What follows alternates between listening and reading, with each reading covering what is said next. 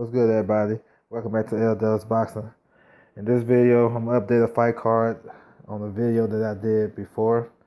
Andre versus Akovov, going down the DAZN January the 18th at MSG. So feel free to go back and watch that video if you haven't. They just added a World Championship fight on that card. And also, I'm going to preview and break down the landscape at 122 pounds. All right, so TJ Donaghy, the IBF 122-pound champion, just won his world title in August on a fight card at ESPN Plus. He had to go to Japan to win that fight. He fought a hard-fought fight to win that fight. He's a southpaw, very aggressive. He's a good puncher. I won't say he's probably like a big puncher, but he has 14 KOs and 20 wins. So I mean, that speaks for itself. So he's signing with Eddie Hearn and Matchroom to get a unification bout, hopefully next in the spring against Daniel Rahman. Daniel Rahman is the WBA 122-pound champion. He had 2 fights last year. He fought on Earl Smith's undercard against Chuck Flores in June of last year, and he won a 12-round decision. And he made his first fight on the DAZN October against Gavin McDonald. That was a good fight. He stopped Gavin in the 10th round. So he's looking to unify too. So that'd be a good matchup if TJ Donaghy can win on January the 18th. And then he got Danny Rahman in the spring. So that's a good fight I'm looking forward to.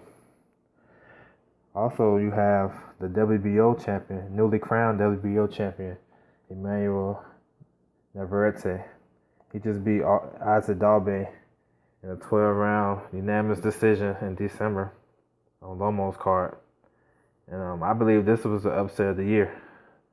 I know a lot of people say it's Tony Harrison over Jamel Charlo. I disagree because nobody knew about Navarrete, and he came out of nowhere basically. You know, for a lot of the fans that don't pay attention to a 122-pound division. He's on a 21-fight win streak. He's rangy. You know, he got a good right hand. He was using his jab effectively against the smaller Dalbe. But he's kind of raw to me, and he might need a little bit more work. He's not signed with Top Rank, and they don't have any options on him because the fight with Dalbe was the mandatory. So that is some food for thought for you guys.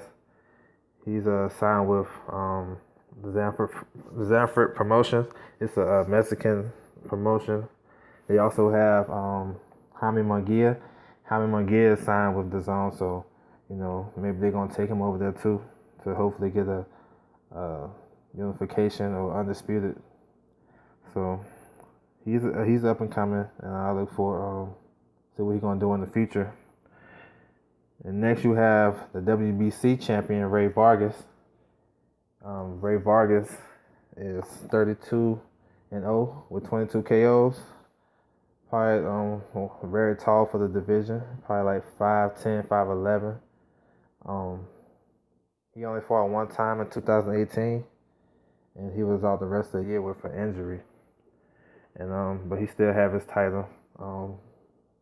He's making his 2019 debut February the 9th on DAZN on a Golden Boy card. So he's making another defense. So hopefully he can get in the mix with the DAZN guys, the world champions there. So he can possibly unify with them guys too. He has the interim champion right behind him on his tail, Tomoko Kameda. He just won the WBC interim title. He's a PBC fighter, 32-2. He's a good fighter from Japan. Kind of flashy, throw a lot of good combinations. He lost 2 of his fights to McDonald, Jamie McDonald, a couple years ago. So he's in the mix at 122 pounds. You also have at 122 coming back down is Guillermo Rigondeaux is coming back to 122. He actually should be. He actually is the lineal champion if you want to be technical, but that's here nor there. But he can be a major player and make a strong push in his final run at 38 years old. So we'll see what he's gonna do.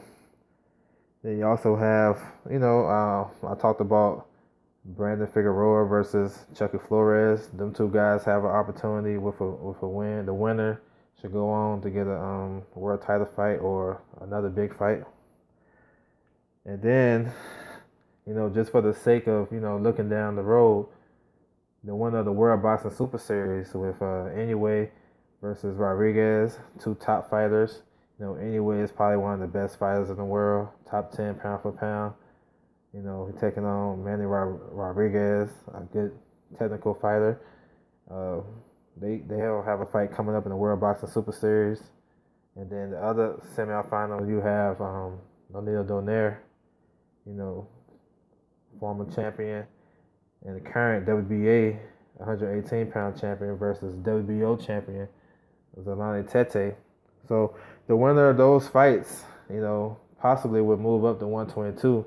And while everything getting sorted out, while them guys finish their tournament, then they can have some good business at 122 if they decide to move up, which they probably will. So it's a lot of good things going on at this division. I know a lot of people don't really talk about it because these small guys, and a lot of people probably don't go past 147. But this is a good division. It's pretty deep too when you look at it and you study the landscape of the division.